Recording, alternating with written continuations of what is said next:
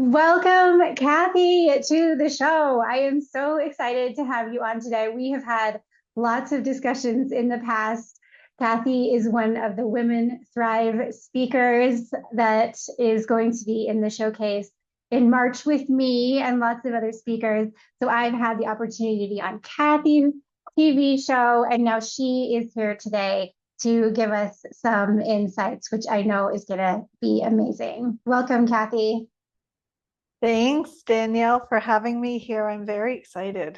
A little, Oh, little raw me and too. emotional too. So, Oh, great. Well, that's what this show is all about. It's about the real deal. So abs- I want to go there.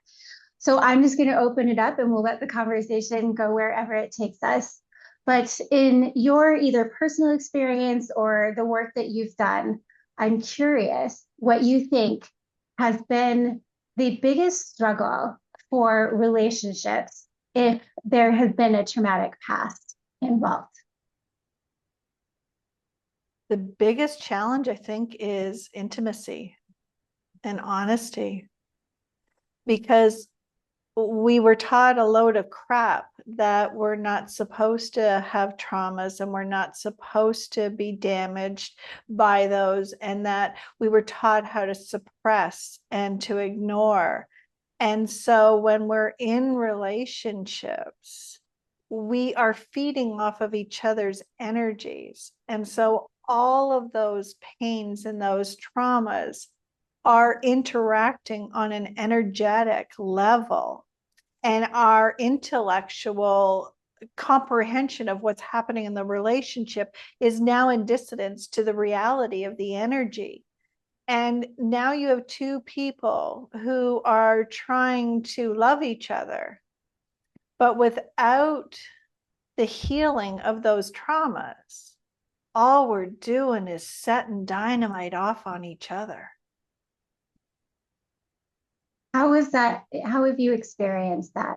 Is that a personal experience you've had? Yeah. Yeah, it's a personal experience on so many levels. When we talk about my ancestral levels and what those before me have gone through and the traumas that they carried, to the traumas of my parents and how I felt it being a child of a teenage pregnancy, into all of the traumas that I experienced, that led me to the energy of attracting those damaged souls as well. And I have a lot of repeat relationships where I have brought to me the very core wounds that I was experiencing and that my partners were experiencing.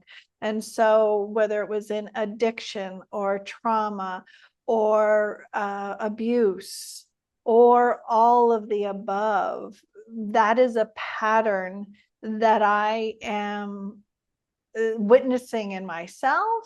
And I'm still breaking through those chains of repeat traumas and trying to find a way to be calm in the middle of the chaos.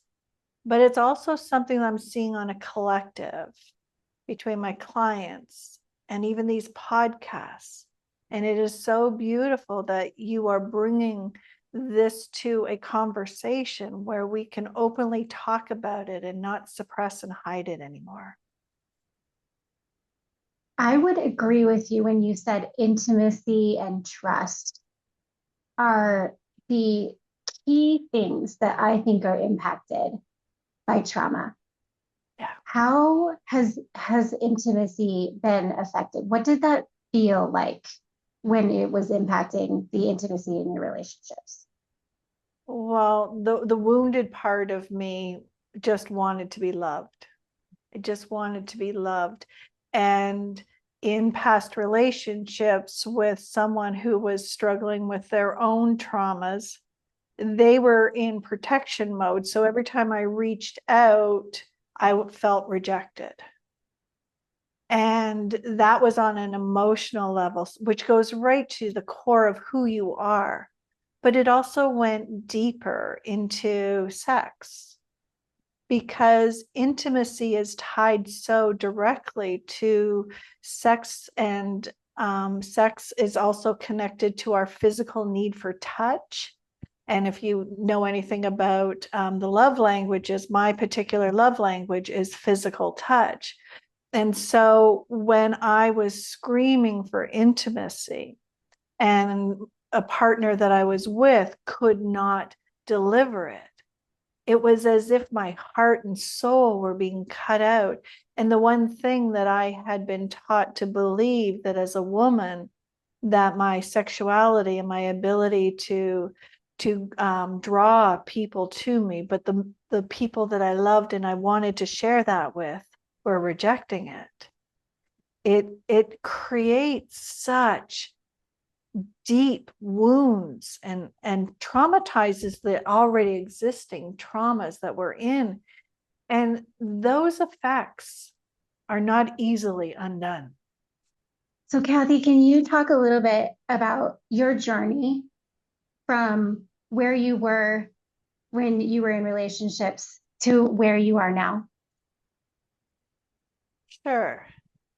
I can tell you that at the depths of disclosures, it became almost animal-like.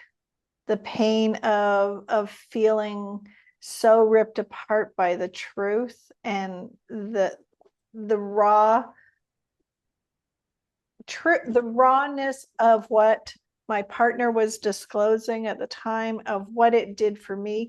All of those emotions of rejection and inadequacy and feeling so victimized, but also now being compassionate about the person who had victimized me, and how all of those things, now I started to doubt who I was, because how dare I have these bad feelings about somebody who hurt me because of what they'd been through. And so now there's all of this guilt and everything. And so because of that, I put all of my time and energy into their healing and put myself back on the back burner, which I know is a trauma response. It's what I came into the relationship with from my own issues. But what it did was, you get to a new level of normalcy, that you've gone through enough trauma healing, you've gone through enough therapy that you think you're okay. And then life happens again and you have to reevaluate and go, oh, I didn't do all my own work. And now it's time for me to really understand that even my traumas were now traumatized by their experience, and my putting myself in the back seat for somebody else's issues, and it compounds and it snowballs. And it left me realizing that I had always been seeking from the outside. Were you in a relationship where you were seeing all these toxic behaviors and then the disclosure happened? Yeah. Yeah, I couldn't understand what was happening for so long. I kept trying to ask, why are you rejecting me? Why don't we have sex?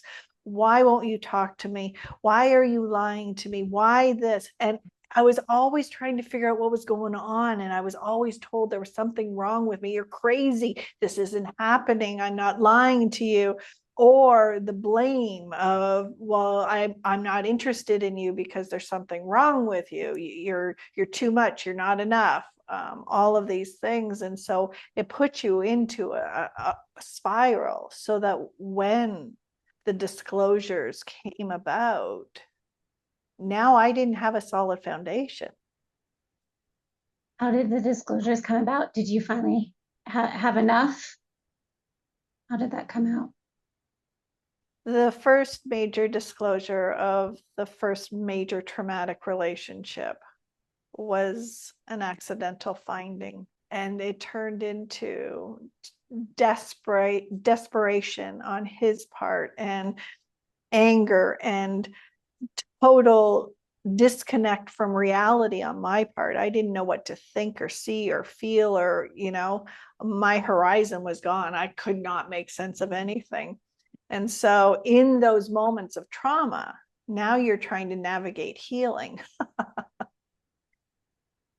Yeah. It is so confusing because you do know that many of the majority of the behaviors that you experienced as a partner, now you kind of know that there's a reason for it. Yeah. And that is very confusing. And I think that partners, that's the difficulty, is knowing you can't really continue to take that as an excuse for the behaviors. No. Now you have to own it. And that is the reason I do what I do, is because I was always taught to just go through and continue and suppress. And if I had, in my own traumas, unlearned the crap that had taken me out, if I had have learned about my truth and then dealt with those, or in any other order than what I did, I would have been a lot stronger to manage all of that chaos. When did it finally come to a head for you? For me personally, when I tried to take my life, when it became too much to carry, and everybody had gone on their own way. They'd done their journey and they had gone, and I was in the most horrific moment of my life and having the greatest moment of my life, because now I was faced with a decision of live or die, and I chose live. And that was the first moment of empowerment that I really felt in my life. And that was the first time that I fed my own soul, and I heard my own calling of what I needed, and I healed my own traumas, and I reached inside and I saw what was there, and I took care of it myself. And if we can all When, do that yeah, when you before were we on the verge of making that decision, turned you, what turned you the other way? really looking death in the eye and really realizing that these traumas were going to take me down. They were not just going to go away. I could not just ignore them and suppress them and pretend that they didn't exist, or pretend they were in the past and they didn't matter. I couldn't do that anymore. My soul needed to cleanse. And I needed to do that work in order for me to live, because I couldn't live anymore by carrying that, by carrying the weight of those traumas. I think in a lot of cases it feels like you just, I don't want people to get to that point, and I know you don't either, No. to get to that point where it's just too much. It's absolutely too much for you to handle anymore. What were some of the things that you wish you would have recognized in yourself leading up to that breaking point? I wish I had the knowledge of the way our bodies work, on the way trauma works. I wish these conversations had have been more available, that I could have seen myself and realized before I hit those bottom places. But when I was going through that journey, it was a don't talk, don't tell. It was what happens behind closed doors stays behind closed doors. We didn't know about how the human body worked, and how hormones and chemicals, and how all of that cortisol and trauma stayed in our system. And so you doing what you're doing and talking about this so people can recognize and heal it before. I mean, we hear all the time about how strong of a place rock bottom is, but that's because that's where we've found our power. And there's a lot of people who didn't make it past rock bottom. And my mission and my vision is to tell people that you don't need rock bottom. You can recognize yourself in any place of that fall, and you can take back control at any time. And it's easier to do before you've shattered your systems and your heart and your soul and your identity. And it's a lot easier to do a little bit here and a little bit there. And if parents or friends or loved ones recognize what trauma looks like and how it comes out in relationships, and recognize what a trauma response looks like, and then create the safe place for people to talk and heal. Do you think that in your relationships where you had all these toxic behaviors, were there signs before the disclosure? Oh And I my know God. that the answer is yes, but Yes. I was in the same boat, Kathy, where there were so many signs that I did not identify. So that's why we're here today, for those Yes. wives who are like, what is going on here? What are some of them that you could tell people are like, hey, pay attention to this?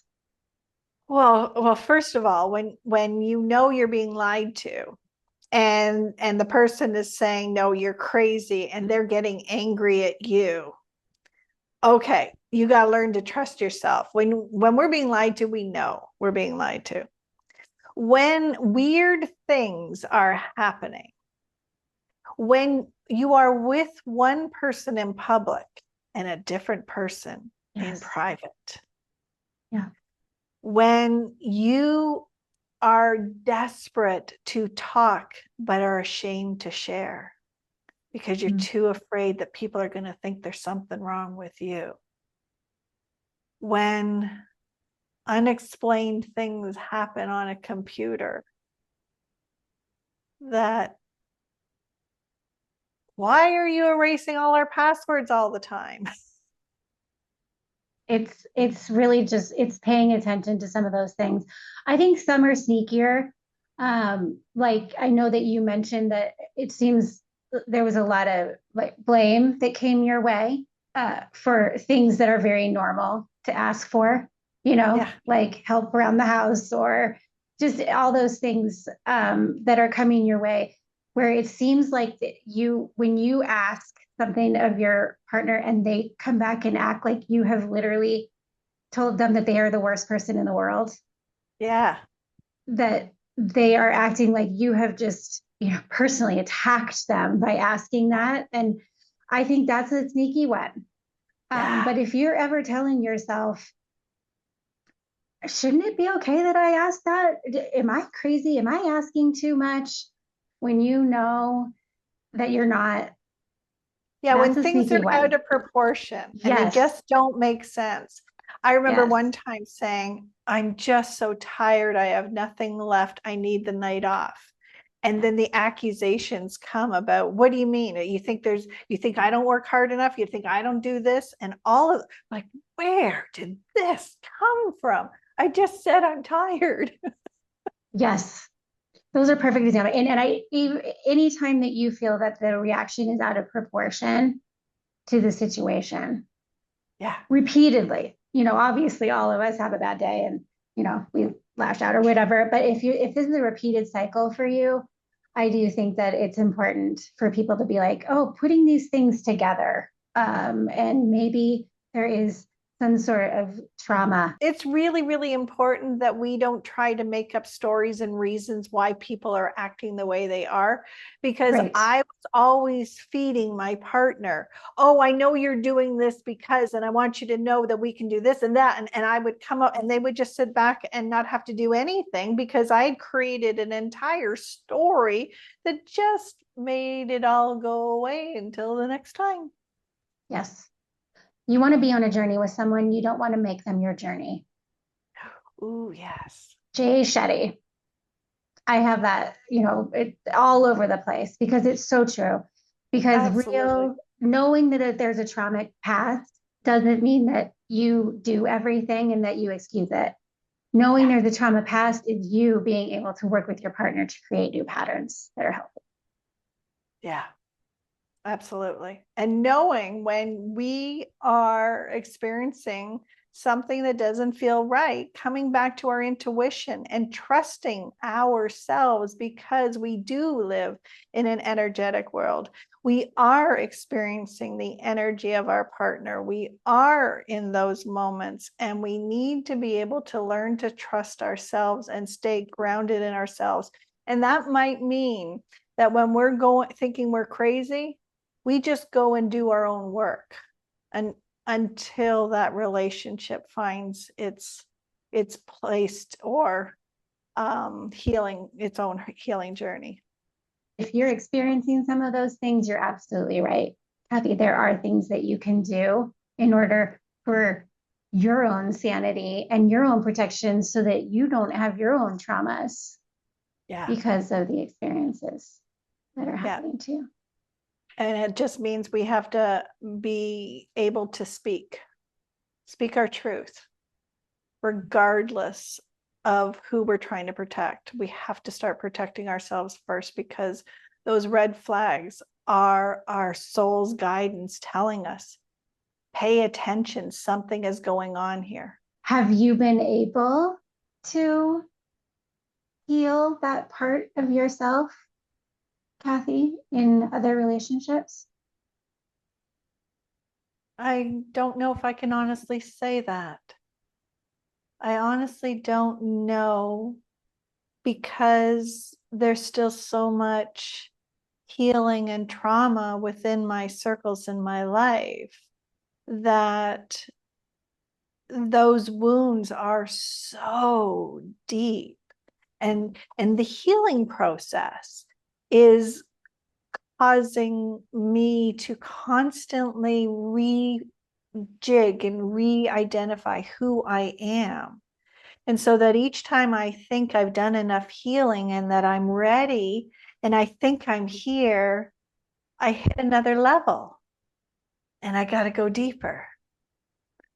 And so I don't know the answer to that question. I believe there's more, but I don't really feel I've hit my inner woman sexual power because of the depths of the wounds that were done being in those traumatic relationships. So, what does coming full circle look like, do you think? You know, I one of my coaches, actually Ramonda, as part of Women Thrive, she held up a mirror to me and she said, Kathy, where are you still repeating your patterns? And so for full circle now is for me to be my own coach, to be my own guide, and really understand the things that I gave away, I can give to myself. That I can be my own cheerleader, that I can hold the space for those traumas and heal my own self. I am really starting to figure out that I think that what people think in a relationship when you talk about, okay, how do we get better? How do we heal? They're looking for things that the other person can do for them. When the bottom line is, I think each person needs to work on themselves.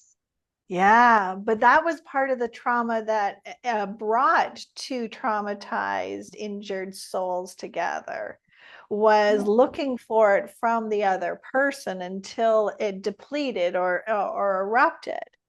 And for me, it's been about taking a look at what is happening and then going inward. There's a picture right behind me. And there's a picture of me as a 1-year-old child. And I keep that picture there to remind me that that little child is still alive within me and she is my responsibility. And I need to take care of her. You can be who you didn't have for yourself. And I think that's the lesson, is that we must be that for ourselves first and foremost, because all we're doing without is we're feeding into the trauma.